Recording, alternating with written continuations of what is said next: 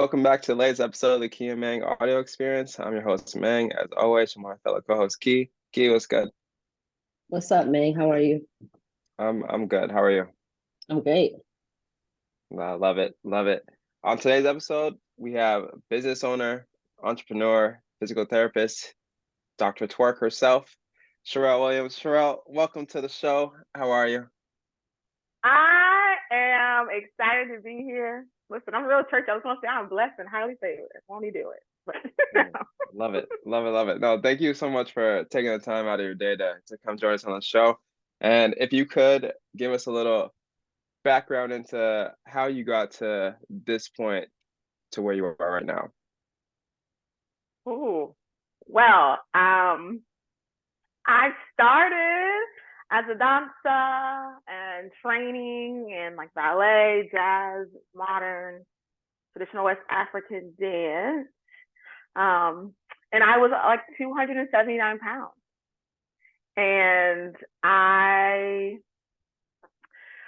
they used to make a leotard that fit me, actually. I had to like buy one, and then we sent it off to a seamstress to add material to it. But I fell in love with technical style. Now people see me twerk, but I love ballet. I love modern. But I was big. We didn't have a Lizzo. Like these new kids are black in here, like if I had seen a Lizzo, or if like what the entertainment world looked like it did now, baby, I was Lizzo. What? Anyways, so that whole idea of not seeing myself in the dance world really led me to physical therapy. And but you know, when you're not following your path, right, your purpose, God will always kind of shift you back on track. And I've made my way back to dance through twerking and educating women on how to do so that we can build confidence and decrease stress, and also kind of break down these myths about twerking and this whole idea that it's only sexual or it's only negative. So yeah. What about physical therapy made you like go that route? Like why did you feel like you fit into physical therapy more than like dance or anything? I did it. So my mother has been in 13 car accidents, and had a brain tumor, seizures. Uh, None of them were caused by her, except for one, like a 12. So I lived in a physical therapy office, and then I would ask to work on her because she would be at home. My mother was an only child, but I was trying to say she was a single mom. There we go. And so she would be in pain. She'd be like, "Come work on me," and so I'm just figuring it out. And then I would go to therapy with her and be like, "Hey, can I try?" And I got good at it. And y'all, I used to have the game going. So I was in middle school, and I would be in, you have to go to aftercare. And my mom would be late picking me up. And I didn't like aftercare. So I would give my teachers massages while they graded papers so I wouldn't have to go to aftercare. Right. So all this together is like, well, hey, I found out physical therapists can work with dancers. So I was like, well, I'm going to be too big to become a professional dancer. Let's go make a lot of money as a physical therapist, and then I can have my own dance company one day. Plot twist: you don't make a lot of money as a physical therapist. That's fine. That's not my plan. But yeah, that's how I ended up there.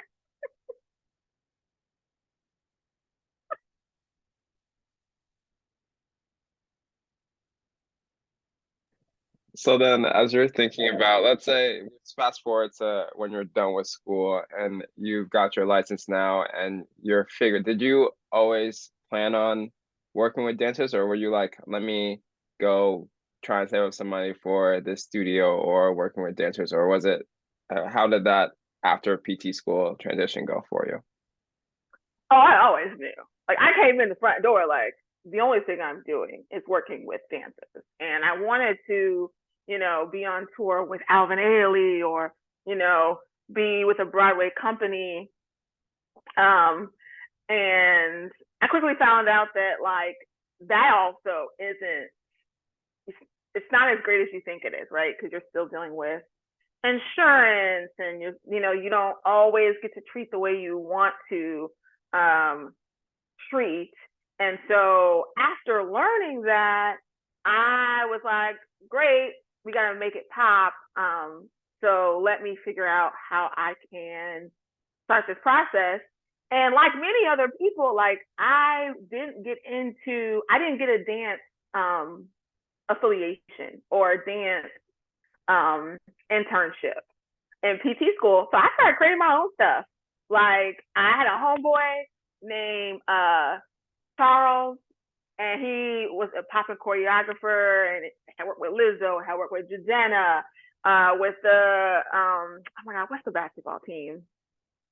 Brooklynette, right? So I was like, hey, he's doing this summer dance intensive. I'm saying, can I come and work on your ladies? Can I help them, get through your workshop?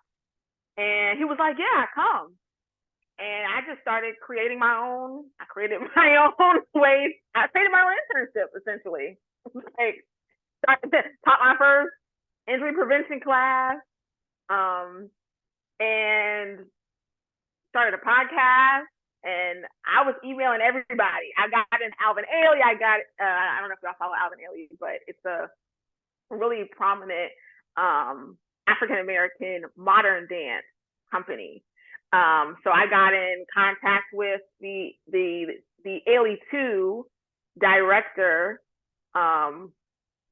which was wild. I was emailing this man for a year, y'all. Ran into him at a Thai restaurant on my birthday.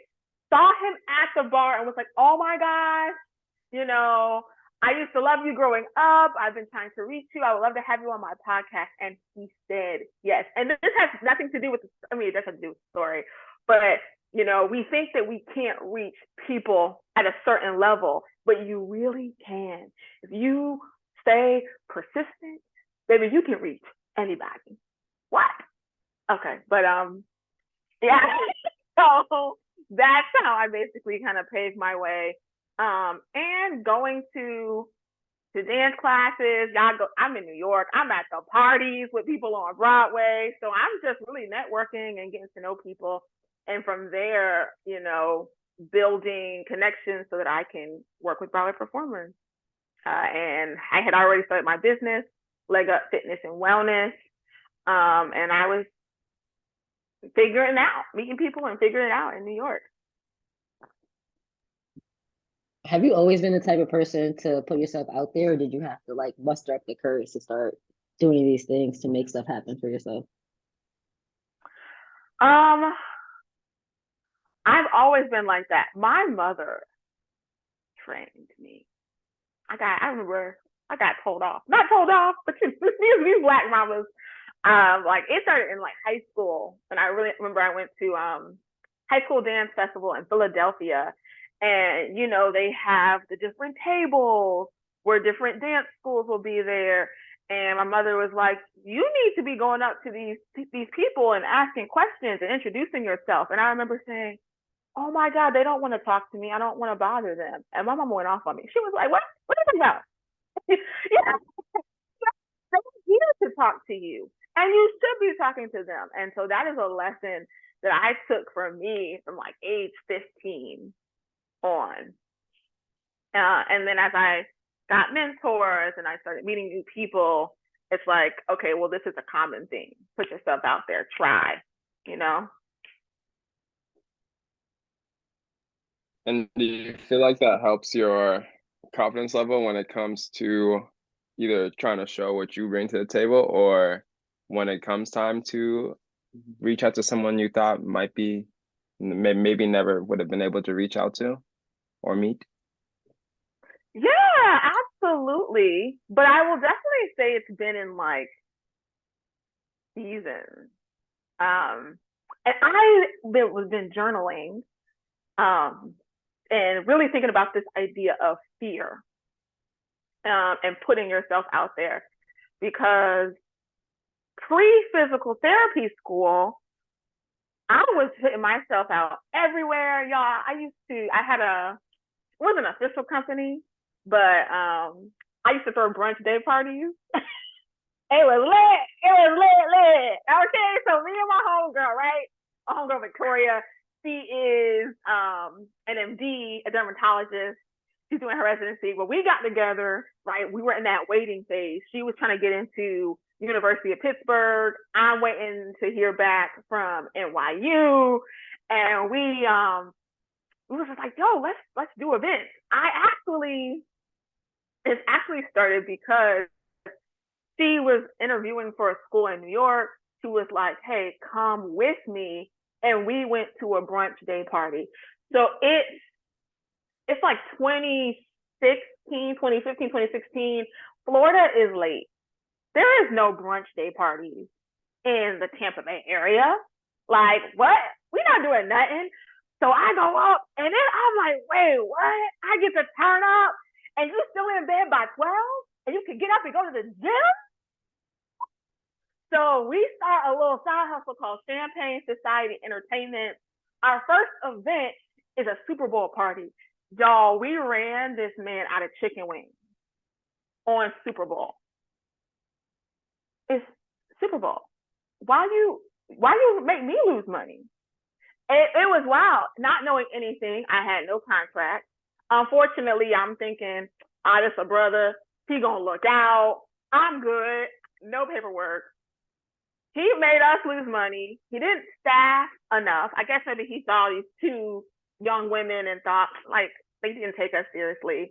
I had a bus table. We've taken furniture from outside inside the restaurant to accommodate seats. Right. So this whole thing, I went on a whole rant. Where was I going with this? But basically putting yourself out there, right? Brunch day parties, Super Bowl parties. I used to do it all the time. At some pre-physical therapy school. At some point, I lost that. And I've been journaling about it and thinking about where's this fear coming from. And I really believe it was school.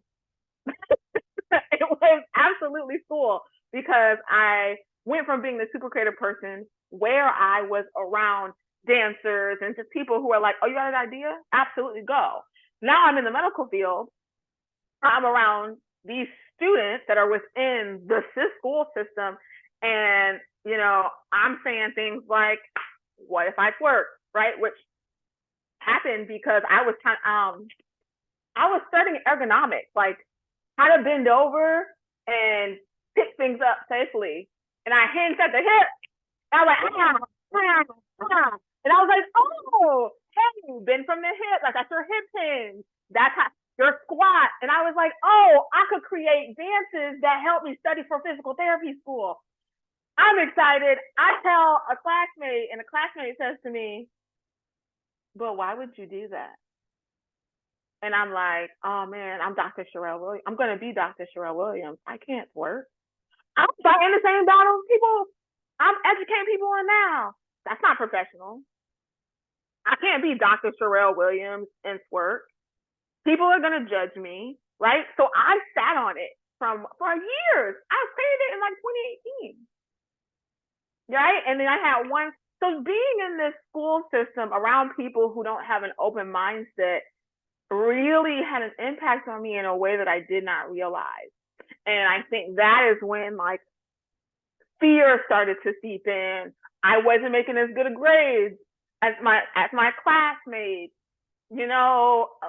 and so in this current, time, I've had to retrain my brain a lot. I was super obsessed with studying. I didn't pass my boards the first time. I would wake up, sit down, study. I wouldn't walk outside. I wouldn't work out. I wouldn't do anything. Failed the board, did it again, right? All this pain. So when I fail, right, there's this fear of messing up because I thought, I didn't pass my boards and I stopped moving. That was dumb. I'm dumb. Why would I do that to myself? Right? Fear. The inability to make good, good choices for yourself, right? All these things. And so it's been within the last year or so where I have really, had to reshift my mind, go back to 2014 Sherrill, 2013 Sherrill, and be like, all right, you good. It's going to be all right. I hope that answered your question. What was the question?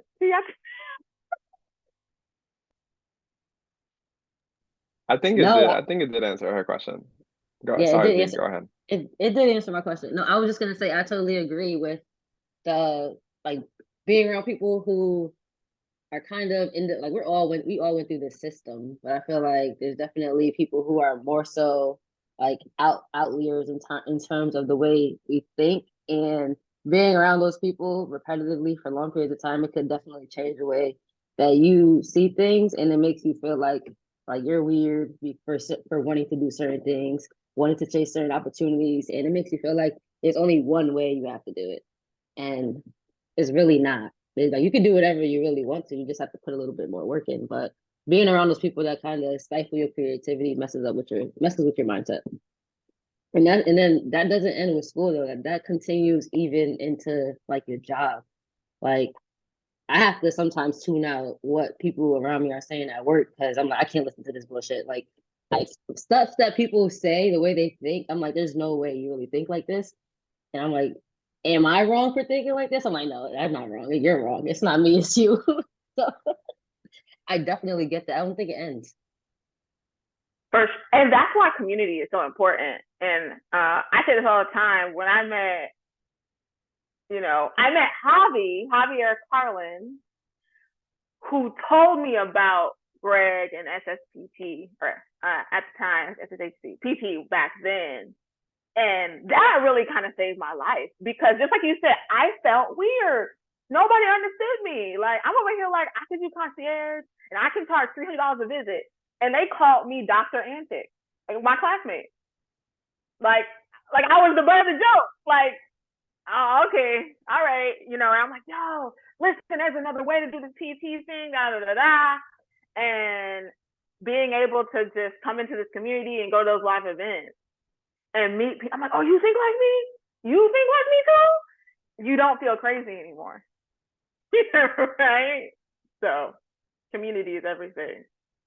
Yeah, and that's funny you mentioned Javi because that's how Meg and I met. Because we were Javi introduced me to SSPT. He was my mentor, and then I started helping him with some stuff because I was still learning. And then that's how me and Meg met. It's crazy.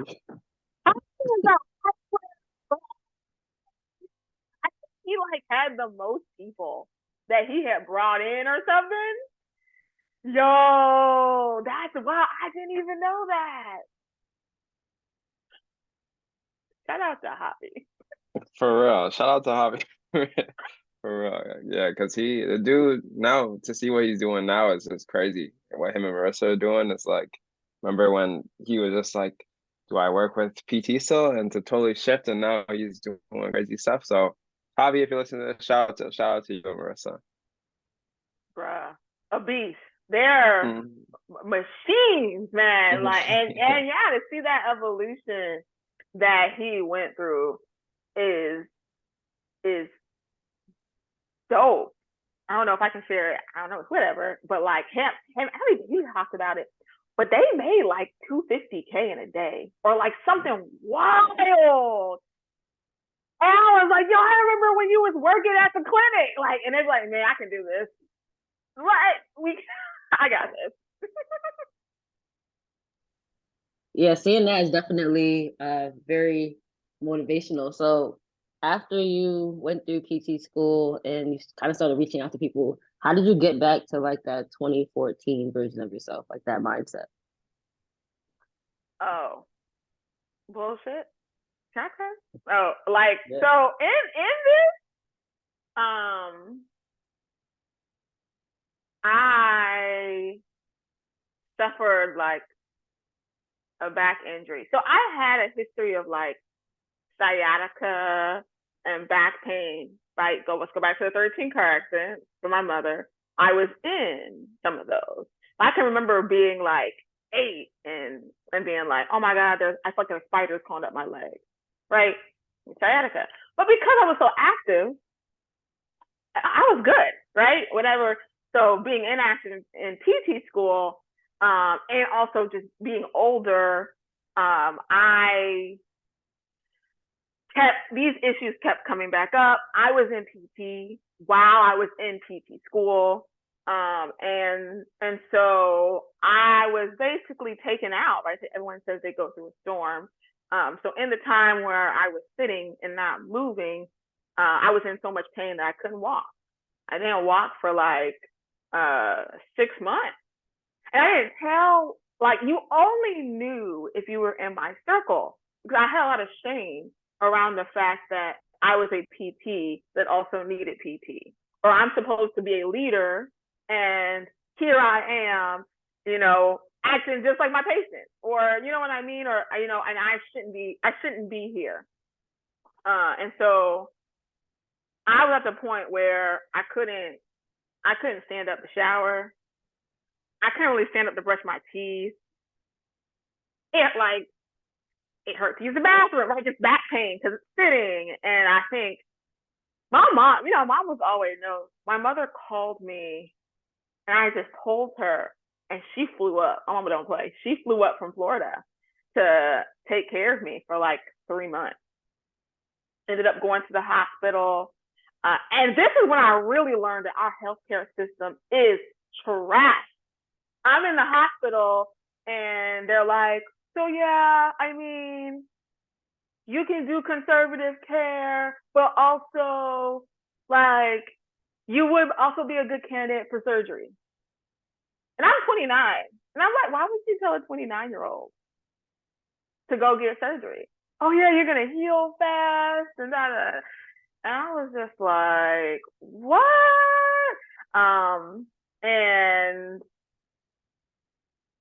that was my big wake up call. Like, after making it through that, and mind you, I had to shut my business down. I had took out like $30K to float me while I built my business to work with Broadway performers, right? So that money's going. That money is going. New York is not handicap accessible. So that was a thing in itself, Ubers or like just trying to make it down the subway, or I put all out there. I had, like, at that point I was so broke, I had like Medicaid, so they would pick me up, and I could call for a ride to go and get to my appointments and things like that.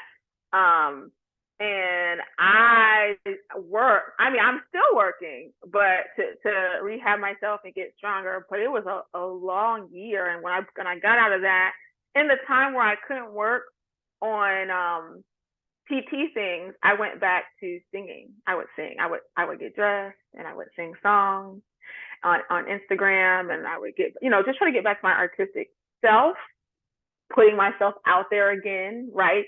And so that going through that storm is what helped me to get back to this idea of putting yourself out there. And I always started reading books. Like, in order to avoid depression, I would wake up and I would listen to Steve Harvey videos, his motivational videos.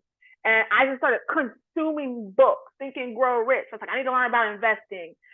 So in me having this time, because I couldn't do anything, I'm reading these books, I'm listening to these videos, and what they talk about, right? Not putting yourself out there, going for what you want, belief. And so that storm and the steps I took during that storm is really what set me up and kind of get back to 2014 Sherrill. So if you had to sum it up and one lesson that you learned from that storm, because it was pretty low point for you at that time, what's the one thing you feel like you learned the most about yourself in that during that time, now looking back on it? Oh.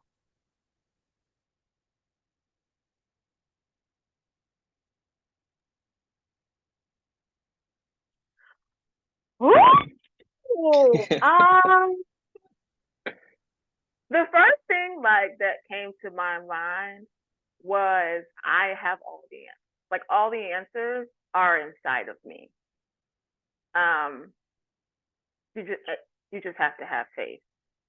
Because I think at that point I realized that my actual purpose was dance.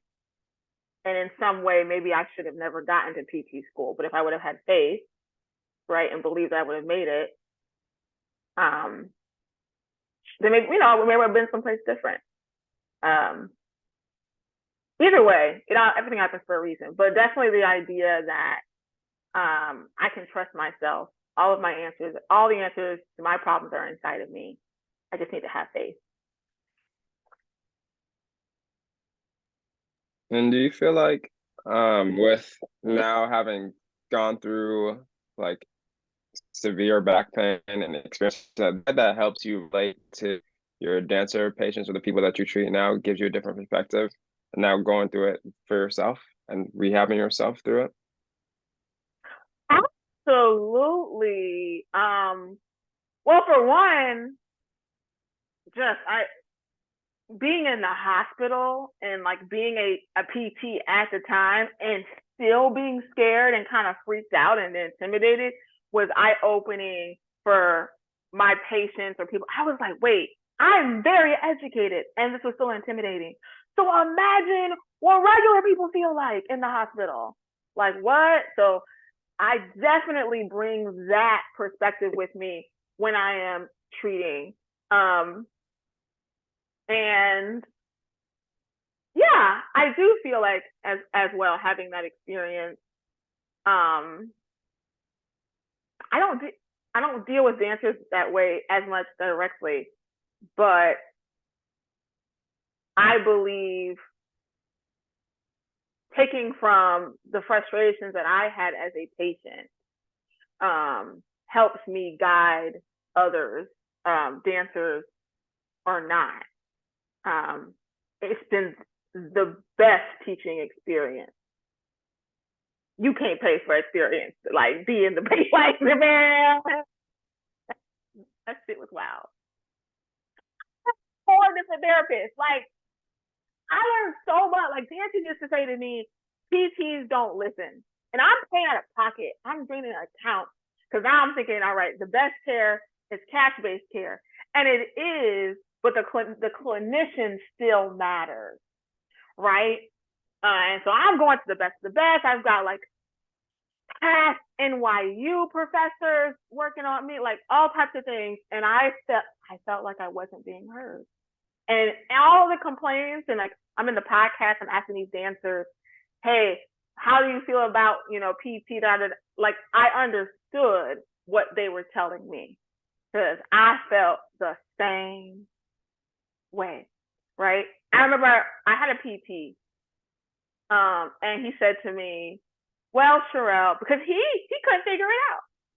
And what we do, because we have egos, is when we can't figure something out, he told me, he was like, well, if you were to come to me and say, hey, I want to get surgery, I wouldn't tell you no.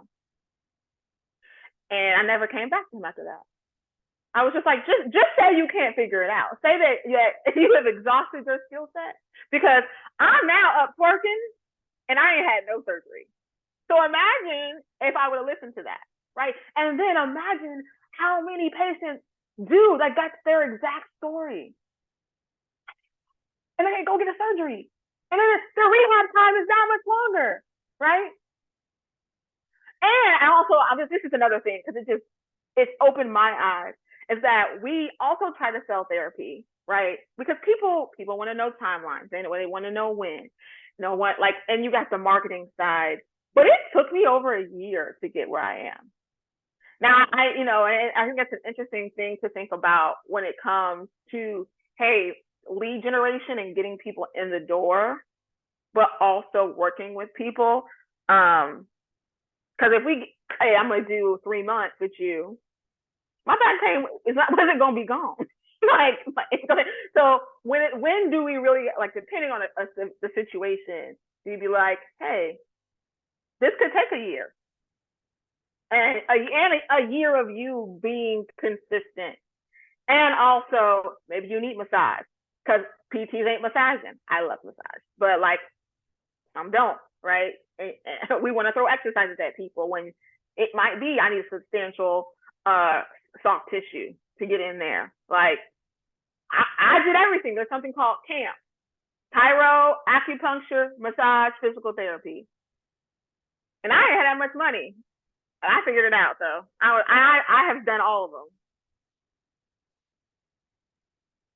I think I think that it's like sometimes it is necessary, but I think like going back to the healthcare system isn't great and it doesn't allow like clinicians to give that type of care. So it's hard to do it. I think that's why you get like everybody on like one side exercise based, the other side very manual based. I think if you were able to provide like one-on-one care in most settings without being cash based, I think that'll probably change. But there is definitely a need for all of that, depending on the person.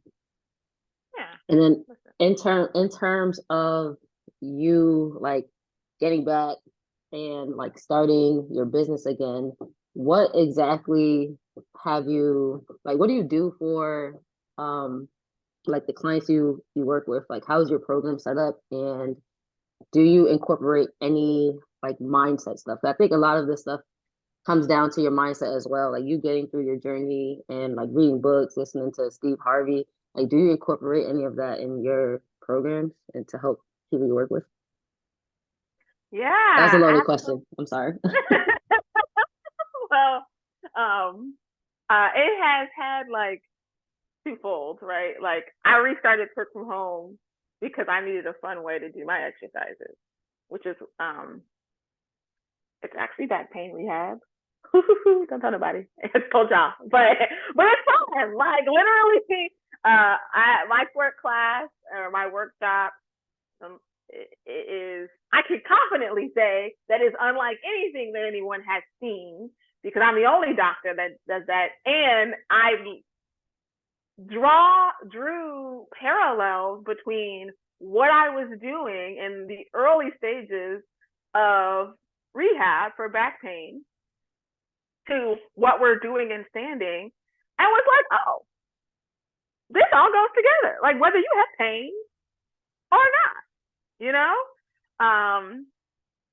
So what was I gonna say? So yes, that's kind of how Twerk from Home got started back. And then I start every twerk shop with an affirmation. Every Monday in my, I have a free twerk community. It's Affirmation Monday. Because like you said, my mindset is everything. Right now, how I help people is, I've been working with companies. Like that was actually a plot twist that fell in my head, but a company reached out to me and was like, I like to do, quarterly events with my employees. And employee retention is really important to me. Will you come teach a workshop? Sure will. Let's add that to the list. Okay. Of things. Because, I was really thinking, okay, we've got like bachelorette parties, right? That's the fun side. And then those who really just want to learn how to twerk to feel more confident in themselves and, connect with their bodies. So when I do this workshop, it's around those concepts.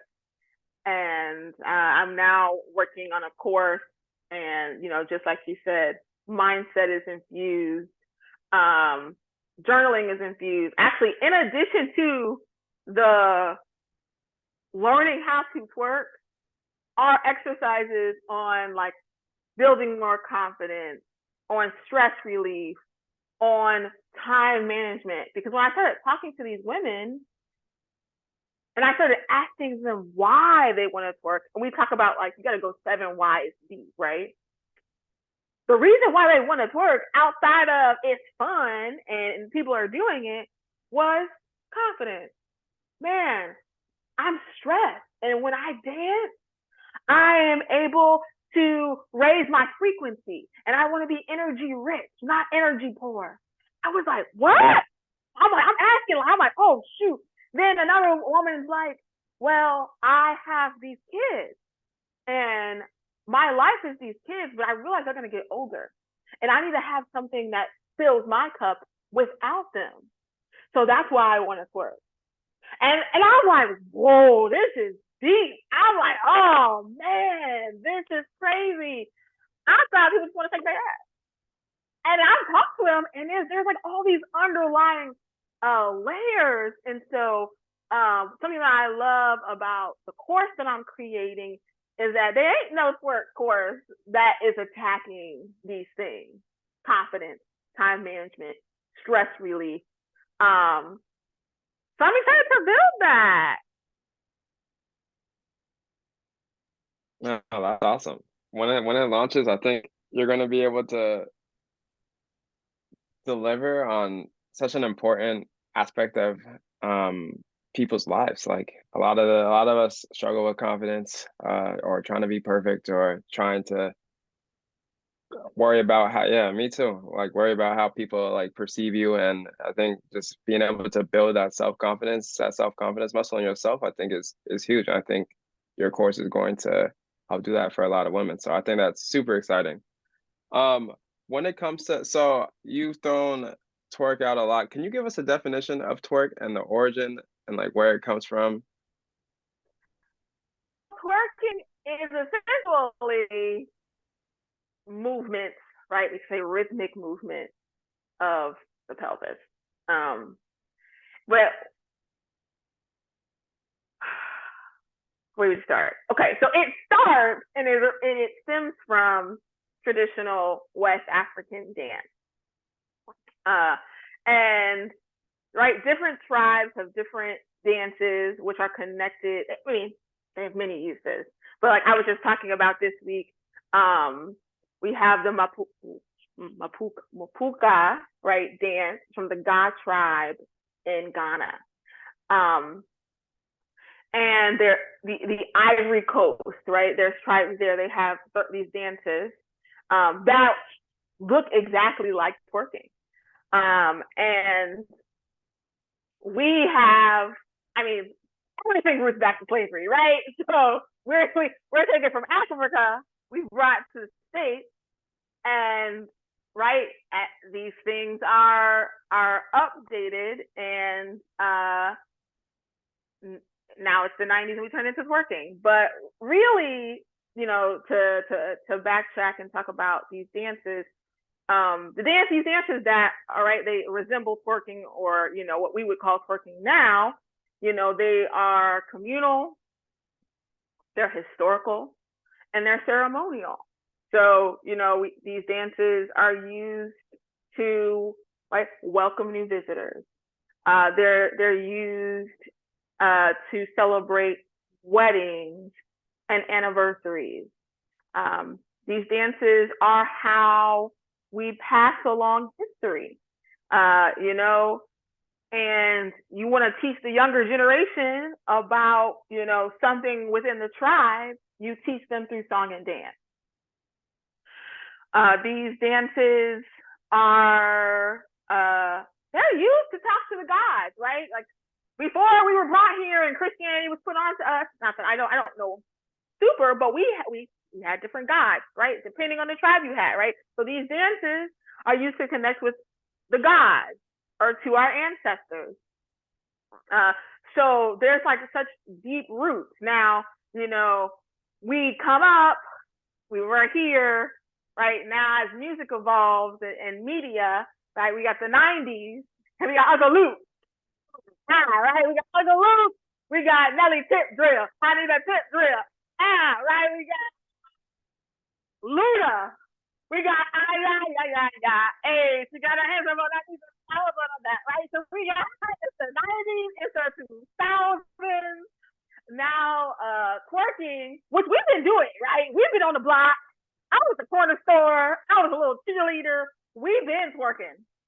And when I say we, you know, African Americans, in our neighborhoods, on the block, at the cookout. Now, you know, maybe not at a certain level, not in front of your parents, right? Because there's still that connotation around it. And I still will say, you know, it depends on you, the parent, you know, whatever. Which some of these kids, yeah, right? But and I do still think that stems from us not understanding where this comes from and the historical aspect of it, right? But we've been twerking, you know, within our communities. But now this music is coming out, the 90s, you know, juvenile, oh, doom, doom, doom, doom, doom. And we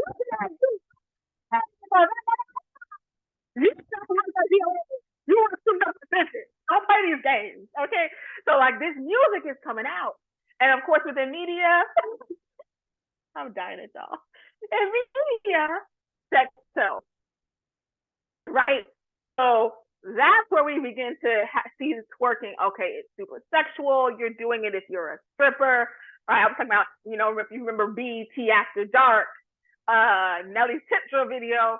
He put a credit card down her butt cheeks, right? So it's like, wow, right? That solidified twerking as being a thing, right? But also, oh, this is super sexual. It's after dark, right? And it becomes mainstream, right? Now, we don't go there. Love y'all listeners. We got cultural appropriation. This is what always happens. Like we're gonna keep it 100. Let's keep it 100, right? So other races that are not black and brown, right? We are culture. We create everything. We create pop culture, right? Unfortunately, we don't always get the recognition. So like BET it's not necessarily a huge thing, right? In white races, right? But I remember Miley Cyrus. I don't forget what it was. I just remember Miley Cyrus twerking and something, and it was like, oh, Miley Cyrus invented twerking. Like, the fuck? You never be lying, right? Right. So now Miley Cyrus twerk, and Miley Cyrus is ginormous, and not a white people think that she invented twerking. But it's still, it's a sexual thing. And, you know, now it continues to spread from there. At this point, we can get currently, like you see it in TikTok dances. I'm now hearing, oh, I have a twerk class at my retreat, right? And so, you know, people have been making money off of what Black people create for forever. And to be honest as well, I was like, yo, they making money. Let me make money off of my culture, actually. Like, and then let me educate y'all on what this really is, right? So that's kind of like this a vague but quick timeline. Traditional West African dance, 90s, 2000s music. Miley did help, whatever, you know. And here we are. TikTok, Instagram, these viral challenges. And it's more accepted mainstream. And I'm just here to provide the education. Because women out there, they want to twerk so bad, but all they know is that that's not appropriate. I already, and I'll be talking, but I know that there are some women out there that see my carousels and they're like,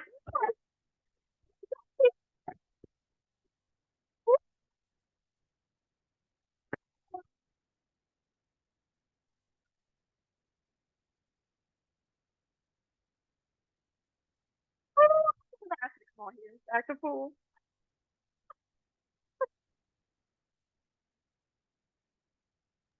So in your program, when you tell you educate women on the origin of twerking and like the backstory behind it, do you find that is something that like people are surprised about that like there's some new information? Yes. I mean, this week, I was speaking with a dietitian, Ashley, and she was just like, this is fascinating. I had no idea. So people really are, they are interested and intrigued because people really just don't know. They just don't know. Did I answer your question? I feel like I did. Let me know. Okay. Yeah, it did. I think is so important for people to, like, with anything, just to know the education or the, like, have the knowledge about what they're doing, whether that's why they're doing it or where it's coming from. Because a lot of people nowadays are just seeing stuff on social media and indulging in it and not really knowing exactly what exactly it stands for, what it means, and like just moving without purpose. For sure. And I was speaking about this yesterday, I think, but understanding where it comes from and then you defining it for yourself, right? When we think about, oh my God, twerk is dirty. But, in my brain as a PT, I'm like, okay, we're in this squat, we're opening up the hips. I mean, you about to give birth. This is great for my pregnant, my pelvic floor folk, my folk about to give birth, being able to get into that squat, get into, lengthening out those adductors. That's great for y'all. And it's fun. And since it's fun, you might be more apt to be consistent. And then that helps you bring life into this world. Is that dirty? or, hey, you don't like to go to the gym. You don't like traditional exercise, but you own blood pressure medication. You got diabetes. But now you have a way to consistently show up and get active. Is that dirty? No, right? What's the intention? How are you using it? So I think it's so important for us to understand it and then look at the intention behind what you're doing. Well, I think you also give people a safe place to like explore with their body and explore their movements and understand like, hey, it's okay. Like I'm at my probably if someone's probably at their house, like working on like twerking on them, like twerking and trying to figure out, all right, this is how my body moves, this is what feels comfortable. It's a safe place to experiment versus like if you were maybe in like a group studio or something or the gym, you're probably not gonna feel comfortable because you got people everyone's looking at each other like, am I doing this right? How are people looking at me? Like, do I look weird? So I think being able to create that safe environment to allow you to explore what your body can do and what it's comfortable with and trying to figure out how to just build that confidence over time. And then when it comes time to go to the class, the studio, then you're like, all right, like I know what I'm good at. I know how my body moves. I'm gonna move how I feel, and then I think it just heightens your confidence because you've been putting in that consistent work day after day, week after week, month after month, and like showing up for yourself. That is my favorite part, y'all. And so in my community, I do Twerk Tuesday, and this even like it was yesterday. This lady, she found me off Instagram, and she did the Twerk Tuesday, and you can just see the joy. Oh man, it's the dopest feeling to see these women. First round is like, okay, am I doing it? And then second round, the smile peeps in, and they get just what you said. They get comfortable with their bodies, and I'm like, wow, this is so dope. I'm like, yeah. And I have, just like you said, I have some women in the twerk community, and they're just not ready to post themselves, but they'll DM the video to me, and I big them up, and absolutely, and to the point, I know everyone will be comfortable at different stages, but when we talked about, hey, the back pain rehab, that's how I start. The wonderful thing about that is you start on your back, right, with pelvic tilt, forward and back, or anterior, posterior, and everybody's eyes are on the ceiling. So I love starting that way because it takes away this whole thing of, oh, is this person looking at me? Is this no? Because you focus on the ceiling. Or close your eyes and just feel into it. Like, what does this feel like in my body? To try and release some of this, like, you know. And I think starting with the affirmation as well kind of creates that bonding. Like, okay, we're in this together, you know. Oh yeah. Now I have a question. This is probably gonna be Yeah. another hard question, but if let's say so you're building your community, um, empowering women to be comfortable with their bodies and dance and have fun and show their creative side. Let's say the rest of 2023 goes exactly how you planned it. What does Twerk from Home look like? What does the program look like? What are you able to accomplish if everything were to go right for you in 2023? Oh man. Okay, I can. If, I want to say it, but you know, this is me currently battling my own false beliefs in my head. You ever like That you're human, but then you're also a coach, and so your human, your regular self is like but then your coach self is like, now how the hell, you know? So I'm mhm. gonna say, so in a perfect world, I would like to have affiliates. But in my mind, I was going, is like, could you get affiliates in a year? You know, my larger vision for this is I want to be the next Zumba, and I want to improve the quality of life of artists. So for me, I don't know I would have been a physical therapist if I had known how to make money in marketing and sales, because that's the whole thing. Like, no one wants to be the broke, starving artist. So for me, I'm like, well, now I have this vehicle where I can go, I can create and brand ambassadors, affiliates, help artists have a fun way to make money online. Um, and then now I know enough people, I can bring someone on for sales. I can bring someone for marketing. This is what a funnel is. These are your systems, right? Zumba's not doing that. Right? Knowing, you know?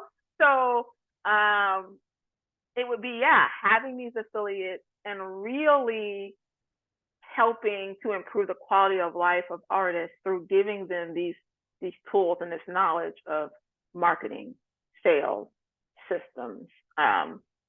So that, hey, your Broadway show, which has happened to many of my friends, but boom, I'm making $100K a year. I got a contract. I got a Broadway show. The show, after 3 months, doesn't do the numbers that they want. It closes down. You're now back on food stamps. Or like, it's very realistic. Like, it's what happens all the time. So it's like, great, if I have these affiliates or the ability to do this in a way that if something happens, you good, you got an online business and you dancing and you getting quality training, you know. That's a win-win for everybody. Yeah. Yeah, it's like Yeah. basically building your community of like everybody, building a community that allows everybody to like operate in their strengths and like not really have to worry about like, hey, am I gonna have my job? Like it just works out. It works out for everybody. It Yeah, creates like a abundance community.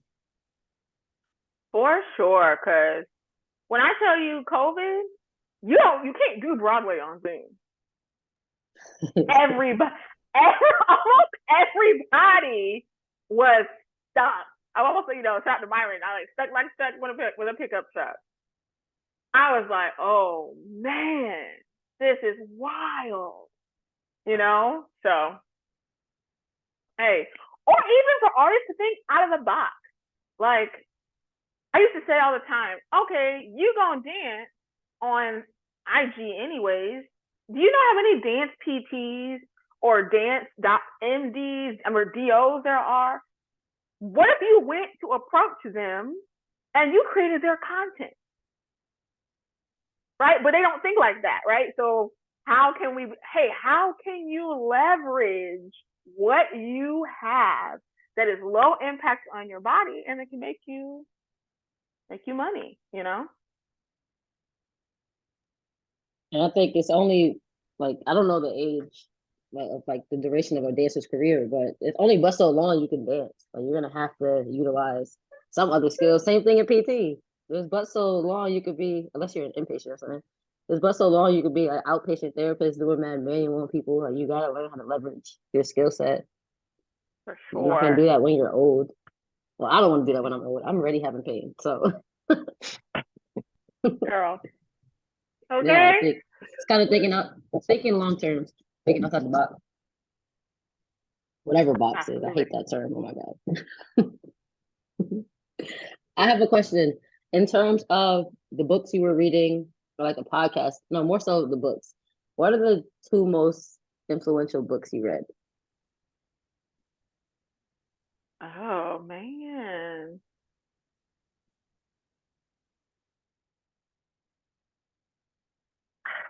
This is so cliche. I hate cliche. I was thinking Grow Rich. But it is, it's so good. Think and Grow Rich. And the power. It's Norman Vincent Peale. Listen, now I'm about to look it up. I feel like is it The Power of Thinking Big? I know the author is Norman Vincent Peale, but The Power of Positive Thinking or something. Thank you. See, there's another one on Thinking Big, but The Power of Positive Thinking, which I actually got that book because Steve Harvey talks about it in his videos, and I like found it. You can find the PDF, on Google, and that book helped me a lot. Those two for sure. It's funny that you said Think and Grow Rich, and it is cliche, but the cliche stuff is the basics, and the basics work. And you think about it, once you read enough books, you realize that they're all saying the same thing. People are just giving their own like story, lifestyle perspective on it, but the fundamentals are the same. That's why I got sick of reading like the self-help books. I'm like, all this shit is the same. Now I'm like reading like business minded stuff. I just got there this year. I don't know what it was. I was like, wait, this is this year. I was like, oh man. Yeah, for sure.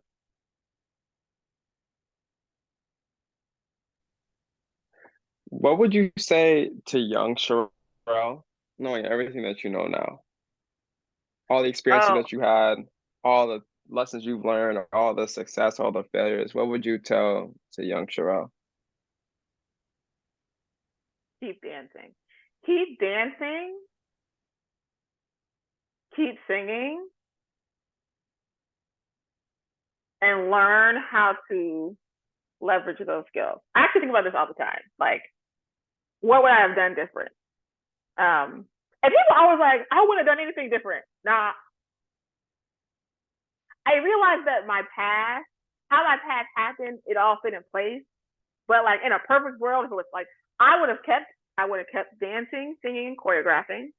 I would have gotten some courses on sales and marketing, and then use all that together to go. I mean, I had started not twerk from home, but I had started doing dance fitness 8 years ago at a gym, and yeah, I just everything that I'm doing now, I was doing back then. So I would just have faith in myself, keep singing, keep dancing. and believe in yourself, right? Yeah.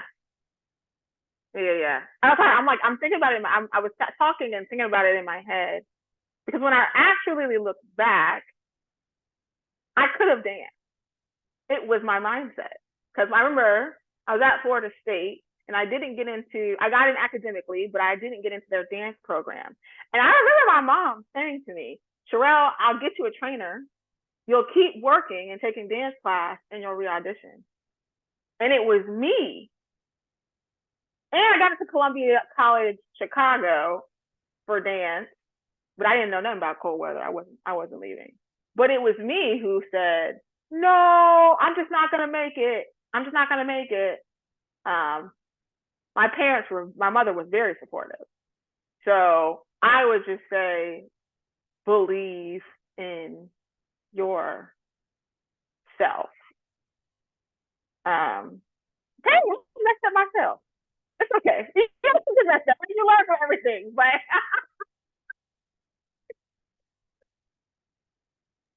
now you can keep going forward with trusting your gut and chasing your passions and not have any regrets. yeah, for sure. Listen, absolutely. We asked this question to everybody, but I think I'm curious to see how you're gonna answer it. Last one. What would you say? 1 to 2 things you want listeners to take away from this combo today?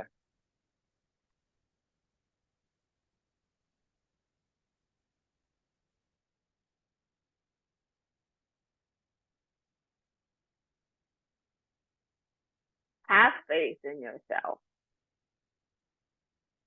Yeah. Have faith in yourself.